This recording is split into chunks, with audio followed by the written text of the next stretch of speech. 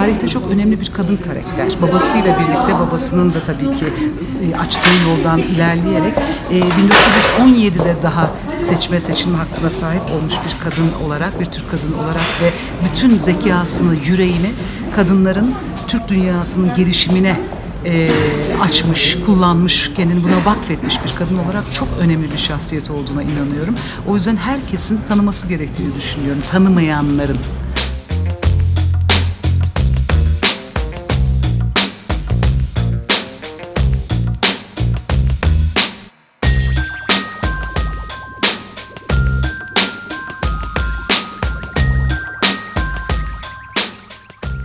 Hiç bilinmeyen hikayeler ya da bilinen hikayelerin aslında toplumu ve tarihi çok etkilemiş olan detayları. Mesela Çanakkale Savaşı'nda Broken Hill olayı, mesela Özsoy Operası, mesela köy enstitüleri, Karadeniz Vapuru, Cumhuriyeti tanıtmak için yola çıkan Karadeniz Vapuru.